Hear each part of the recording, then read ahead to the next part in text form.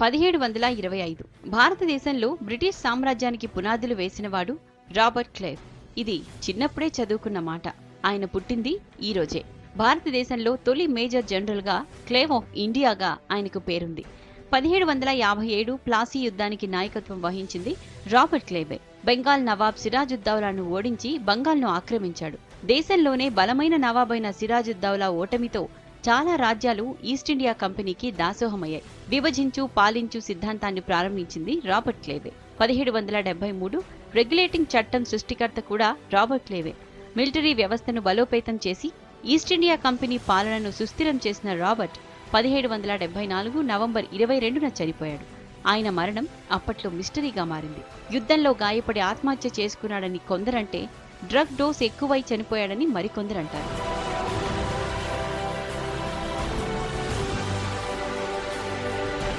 1885 రోడ్ల మధ్య రైలు పట్టాలు, జనం పక్క నుంచి దూసుకెళ్లే ట్రాలీలు, అవే ట్రామ్వేస్. ప్రపంచంలో తొలి ఎలక్ట్రికల్ ట్రామ్వే ప్రారంభమైంది ఈ రోజే. బ్రిటన్ సౌత్ వేల్స్ లోని స్వాన్సీ నుంచి మంబుల్స్ రైల్వే దాకా మొదటి ట్రామ్వే ప్రయాణం సాగింది. 19వ శతాబ్దం చివర్లో మొదలైన ట్రామ్వే విప్లవం 20వ శతాబ్దంలో ఊపందుకుంది. బ్రిటిష్ పాలకులు మన దేశంలోనూ వాటిని ప్రవేశపెట్టారు.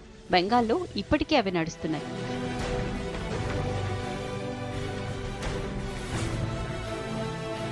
1899 బాల్ పాయింట్ పెన్. ఇంక్ పెన్స్ కు తెరదించి ఈజీగా వాడుకోగలిగే పెన్స్. ఎంత టెక్నాలజీ వచ్చినా ఫుల్ డిమాండ్ నిలబెట్టుకుంటున్న బాల్ పెన్ సృష్టికర్త లాజ్రో బిరో. ఆయన పుట్టింది ఈ రోజే. హంగరీలోని బుడాపెస్ట్ లో పుట్టారాయన. జర్నలిస్ట్ అయిన బిరో ఇంక్ పెన్లతో విసిగిపోయి బాల్ పాయింట్ పెన్లను తయారు చేశాడని చెబుతారు. 1931లో బుడాపెస్ట్ ఇంటర్నేషనల్ ఫెయిర్లో దీన్ని మొదటిసారి ప్రదర్శించారు. ఆ తర్వాత బాల్ పెన్ పాపులర్ అయింది. లాస్లో 1985 అక్టోబర్ 24న కన్నుమూశారు.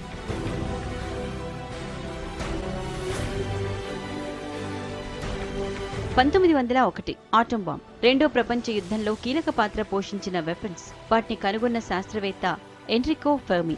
ఆయన పుట్టింది ఈ రోజే. ఇటలీలోని రోమ్లో పుట్టిన ఫెర్మి అమెరికా కోసం అణుబాంబులను కనిపెట్టడం విశేషం. ఇటలీ నియంత ముస్సోలినీకి భయపడి అమెరికాకు వెళ్లాడు ఫెర్మి. అమెరికా ప్రారంభించిన మ్యాన్హటన్ ప్రాజెక్టులో భాగమయ్యాడు.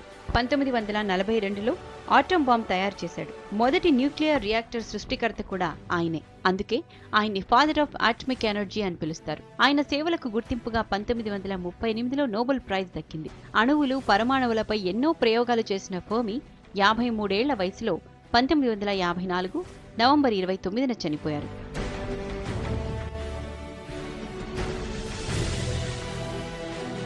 1916 బిలీనియర్. ఈ పేరు చెబితే అందరికీ bill gates, Warren Buffett, lorry ఎల్సన్ లాంటి వాళ్ళు గుర్తొస్తారు. కానీ ప్రపంచంలో ఫస్ట్ బిలీనియర్ గా గుర్తింపు పొందిన వ్యక్తి జాన్ డి రాకోఫెల్లర్. ఆయన బిలీనియర్ గా చరిత్రకెక్కింది ఈ రోజే.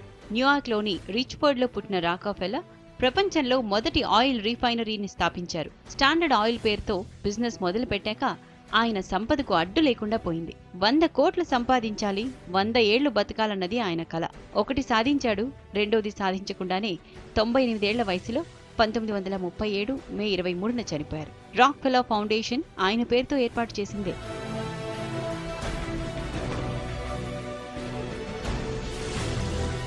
1932 మహమూద్ అలీ ఖాన్. బాలీవుడ్ తొలితరం కామెడీ నటుడు. మహమూద్ గా పేరు పొందిన ఆయన పుట్టింది ఈ రోజే. యాక్టర్ గా దాదాపు 300 సినిమాల్లో నటించారాయన. ముంతాజ్ అలీ కొడుకుగా బాలీవుడ్ కి పరిచయమైన తనదైన ముద్ర వేశారు. హైదరాబాదీ ఉర్దూ యాక్సెంట్ లో ఆయన డైలాగ్ అనేక సినిమాల్లో కామెడీ పండించింది. మహమూద్ తొలి చిత్రం సిఐడి. రాజ్ కుమార్ సంతోషి డైరెక్షన్ లో వచ్చిన అందాజ్ అప్నా అప్నా ఆయన చివరి చిత్రం.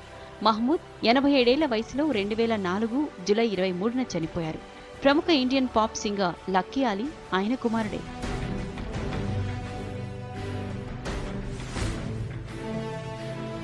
1962 బిర్లా ప్లానిటోరియం. అంతులేని దూరంలో ఉండే పాలపుంతను కళ్లకు కట్టే అద్భుతం. ఇది కోల్కతాలో ఏర్పాటైంది ఈ రోజే.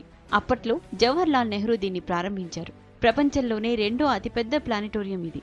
దేశంలో అతిపెద్దది.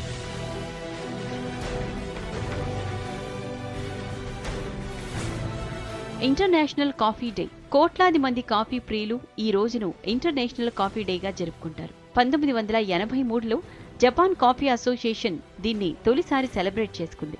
అప్పటి నుంచి ఈ రోజు కాఫీ డేగా పాపులర్ అయింది.